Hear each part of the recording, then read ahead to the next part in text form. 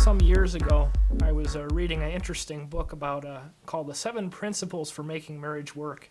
And it was really fascinating because as I was reading it, the main point of the book, of course, it was written from a secular point of view, and it brought forth this idea that for marriage to truly work, there's these seven principles, but they're all based on one thing. And that one thing essentially is a generosity or a giving towards the spouse on a continual basis. That can't just be for one moment. And I thought how ironic, how funny it is that you can do all these studies, and this person had done all sorts of research and hundreds and hundreds of different couples. And what he came to find out was exactly what we say in Christianity, which is that marriage requires a generosity, a self-giving, a gift of self on a continual basis. And so what I wanted to talk about a little bit in our time here is to speak about what really makes a marriage work and have joy over the course of the long term.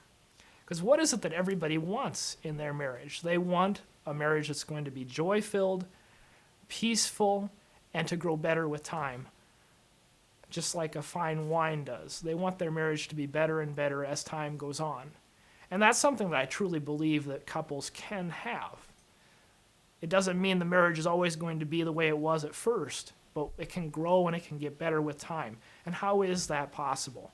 That's the big question that people are asking today. How is it possible that people can have joy and fulfillment in their marriage even beyond what they do originally, years down the line?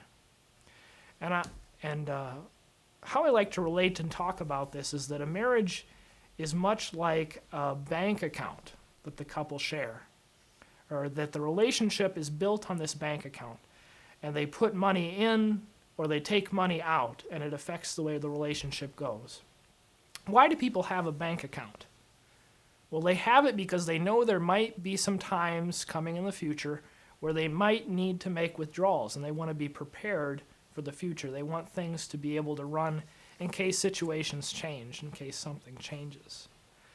Marriages are the same way, is that people are more calm when they have a big bank account. So how do we increase the bank account?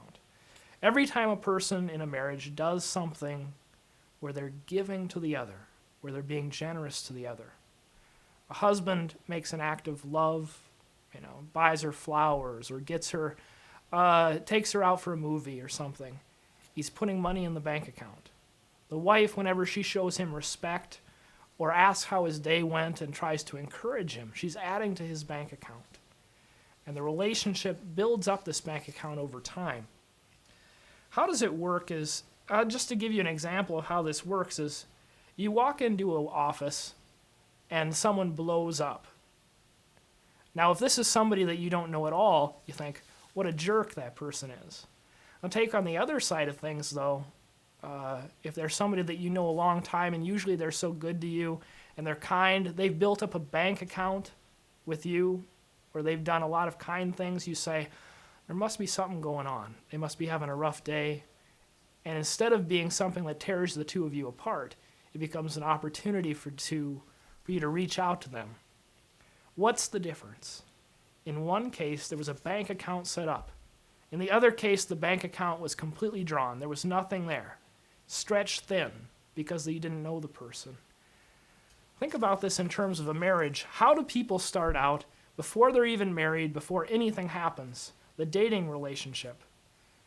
They're always adding to each other's account. They're trying to find ways to draw the other in. And they give, and they give, and they give. How much time do people spend talking to one another when they're first going out? All sorts of time. And so it is in the relationship. So where does this go wrong in marriage? How do people fail in this regard? I think it's because who is the easiest person, when you're having a bad day, who's the easiest person for us to take advantage, not to take advantage, but to take for granted that they're always going to be there? It's that spouse, that person who said, till death do us part. And so instead of taking out our frustrations on the boss and at work, taking our frustrations out upon the people who are driving next to you in the car, you take it out on the person who's right there. And you take advantage of the fact that you think they're always going to be there. but the bank account always gets drawn out. Every time something negative is done, you're taking money out of the bank, and there's nothing left there. There's no love remaining in that. When you take enough of it out, then it's all gone, and you have to find ways to put it back in. There's a movie I saw some time ago, and Seven Brides for Seven Brothers. The guy marries the woman, and he says to her, what do I need manners for? I already got me a wife. And this typifies kind of this attitude of, well, I've already got this taken care of. I don't actually need to be nice to her anymore, or to him anymore, now that we're together. But I tell you that for a marriage to be truly joy-filled, for it to be abundant and overflowing, it requires for that attitude during dating and courtship to continue beyond into the marriage. There always has to be this idea that I still need to give. I still need to find ways to be generous to my spouse, to show him or her my love in little things. And there's a couple different things that we might consider as ways to add to the bank account of the relationship. One is, first, just think about the beginning of your relationship, the dating way that you behaved from the start, because that's going to be the key for all of this. It shouldn't end when we get into marriage. First of all, enhance your love map. Get to know your spouse more and more as the years go on. Someone was telling me the other day about how after 50 years, he still finds out new things about his wife all the time. And I thought, what a beautiful example of a spouse who's always trying to continue to understand his spouse more and more as time goes on. And that should be a regular part of your relationship with your spouse, is the continual seeking out and to understand and to live with them and to know them better. Another thing that you can do is to nurture your fondness and admiration for this other person. Of course, there's going to be, in every relationship, there's going to be things that are irritating, that are hard to relate to, that you maybe don't like so much they annoy you. But there's also going to be things that you love about this person that are unique. And everybody else says, wow, those are such beautiful things in that person. The trick for us then is to foster that admiration, to look and to say, this is what I fell in love with him about way back in the day. This is what I loved about him from the start. Yes, he's got these weaknesses, but boy, what a wonderful thing I see in this man even still. Looking back to the beginning and remembering with fondness and admiration frequently the good things that exist there, the beautiful things that there are. Another thing that we can do is to practice turning towards each other in a marriage. And that's sort of, I say that sort of because it's a very visual image, but what it's referring to is the way of always trying to find ways, instead of turning away or doing something, or of not listening, but instead turning towards the person. A great example is that in a lot of relationships, there's many mundane things that go on. A husband might be looking out the window while his wife's reading a magazine. He looks out there and he sees, hey, look at that boat, honey.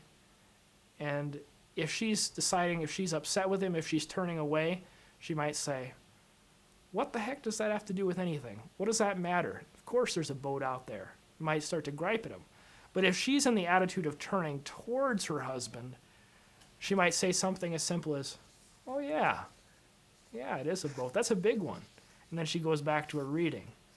It's the little things, the turning towards, the finding ways to show that you still care in the little moments, listening to the other person, or looking past the little faults that they have. And they're all acts of charity, acts of goodness. What else can we do? Let your spouse influence you. Find ways to open yourself up to your spouse's influence. Anyway, there's all these different things, and Father, what does this have to do with our Christian faith? It has everything to do with it, because what we're doing is we're making generous acts of kindness, mercy, forgiveness towards the other on a regular basis. And these things are not going to be easy. If we're to build up our bank account, it's going to take struggle, self-sacrifice. Just the same way as it is putting money away in your savings for some future thing like your retirement. It's not going to be easy. It's going to take a lot of effort on a regular basis for there to be something there in the future. When the big problems hit, when you have problems with your job, do you have the bank account sufficient in your emotional relationship to withstand those difficult times? And in order for us to be able to do this on a regular basis, we have to turn to the Lord in prayer on a consistent and regular basis. The Lord comes into this because if we're going to build up that account, we need his help. We need God's grace, and we need his mercy. So seek out the Lord always in prayer so that on a regular basis we can make acts of love and respect to our husband or to our wife.